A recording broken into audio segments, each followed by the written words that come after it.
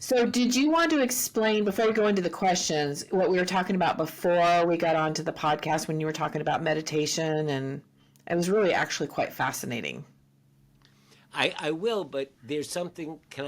I'd like to talk about meditation itself for just a moment, Yes, that's because there yes, there are yes, so many misconceptions. exactly. A lot, a lot of people say it's hard for me to meditate because I can't sit still and my Mm-hmm. mind is so busy and I can't quiet my mind. And there's this idea that meditation is supposed to be about quieting your mind or having some kind of white noise in there and emptiness. And I will tell you that I've been meditating for 20 years and my mind still goes nuts. So that's That's its that is job. that is not it's not about quieting the mind. It's about becoming aware of your present experience, including your thoughts. It's about not quieting them, it's about skillfully learning to manage them. Right, That right. that's that and so we what and it's also about um, trying and failing and beginning again and failing and beginning again and failing, because the process of that exact process that people complain about, that my mind goes nuts, Mm-hmm. well, we let it go nuts, but then we notice that it is going nuts and we watch it as it goes nuts. Right. And doing that actually builds up our window of tolerance. We start to become more tolerant of our own thoughts, and certainly they can be evocative and they can trigger things. But Mm-hmm. we learn how to use techniques like opening our eyes or shifting our position. It's not about sitting rigidly and keeping your eyes closed. That we can kind of like manage the thoughts so that they stay inside of our window of tolerance, and we allow for a little bit of discomfort so that we get stronger. Just Right. like, it's not comfortable to go to the gym, but if you want to grow your muscles, you got to lift the weights. That's right. That's a very good point. Yeah, and I had someone explain it to me like when I'm meditating, because it's true, we want to fight the thoughts, right? We can't shut our thoughts off. We can't shut our You mind can't. off. You can't. It's No. just not, that's Mm-mm. its job. But instead of fighting the thoughts, just watch them as they go by and observe them. Mm-hmm. Right? Mm-hmm. Start there, just observe them. Because, I think for me, I would always, oh, no, no, I can't be thinking. I'm trying to have a, like you say, just like no thoughts, a blank. And it doesn't work. And I would get It frustrated. doesn't work. It You doesn't can't do work. it. It doesn't work. And sometimes I try to meditate and I just can't. It's rare. It's really rare. And I just feel like I can't. But for the most part, I mean, it has really been a lifesaver for me. It helps me with my emotional regulation, if nothing else. It gives me such a peace when I'm done, and I'm able to manage things a lot easier than before, because my thoughts do, and I've learned to kind of slow my thoughts down, and I have learned how to kind of Yeah, shut they them will off. do that over time. That is a side benefit of the practice. Mm-hmm. That you do start to develop the ability to maintain your attention for longer periods of time. Your thoughts do slow down, but that's not the reason that you do it. That's it's like icing on the cake. Right. Um, A benefit you or know what so many people don't realize is that they're meditating all the time. They just don't know they're meditating. what do you mean by that? Um, Okay. So you've been in a conversation, let's say you've been telling a joke, right? And as you're telling the joke, there's another voice in your head that's commenting on how it's going and whether you think that they're going to get it, and saying, "Oh, I didn't see the reaction. I don't think they're listening to me. Oh, they are listening to me. They're really into this. Oh, they're going to think this is so funny." So there's this other little voice that's commenting on even while you're speaking. True. You're Yes, I know speaking, exactly what you're but saying. you're Yeah. completely aware of this other. Yeah. That's meditation. That's meditation. Oh, okay. Yeah. The only thing difference between it just happening on its own is that we don't notice it happening. It's just automatic. In meditation, we actually start listening to that other voice intentionally. It's on And purpose. and as we do that, we start to get reconnected with that other voice, because what that other voice is, it's the other half of your brain.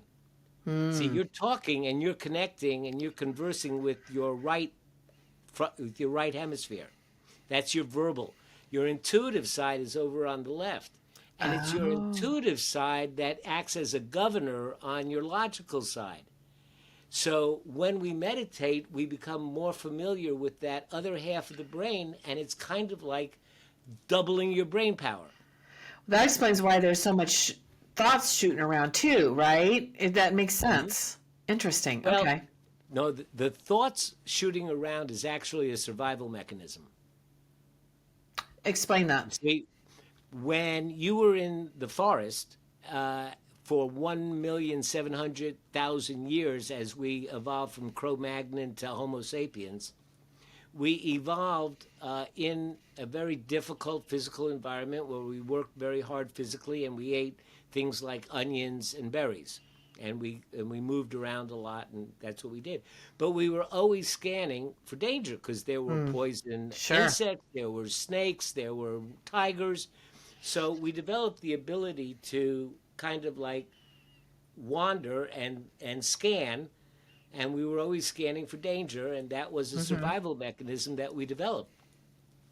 The problem is that when it was a snake, we could identify the problem and we knew what to do. We got out of there, or we got a stick and we fought with it, or we did something to solve the problem. Right. So, the way our brain is constructed, it is going to be looking for danger and it's going to want to fix it, want to solve it No because matter it's what. survival.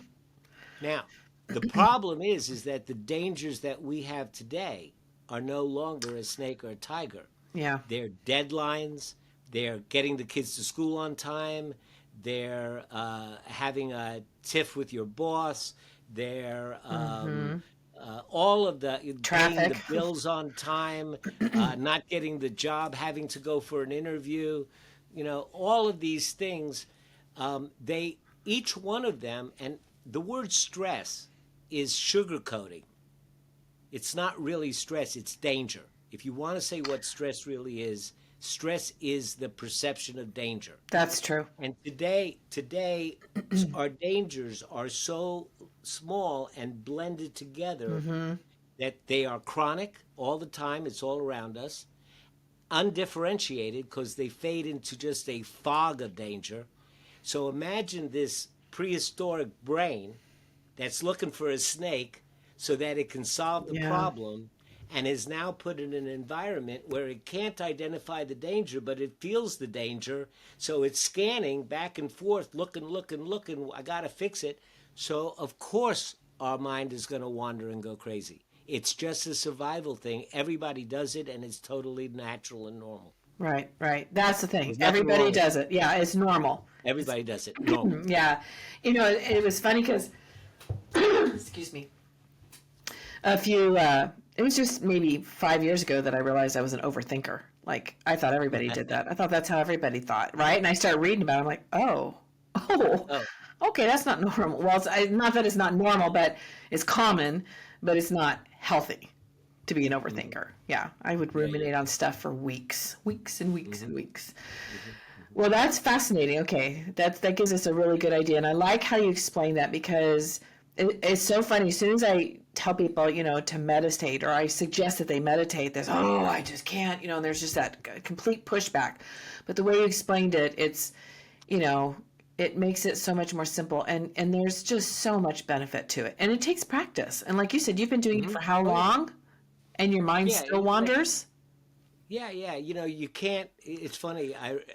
My wife always tells me that all my physical stuff that I buy, the bands and the cords and the Yeah. weights and everything else, she keeps saying to me, Bob, it doesn't work by osmosis. You can't just buy it. You got to use That's so true. it.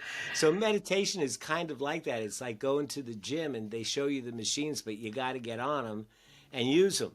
Yeah. And it's just a matter of practice. And you start out, with 1 pound weight. And it's a little bit uncomfortable and it feels a little bit new, but that 1 pound weights generally do. The problem is that a lot of people think they got to jump in and pick up the 50-pound barbell, Yeah, right, and exactly. that's gonna rip your muscles.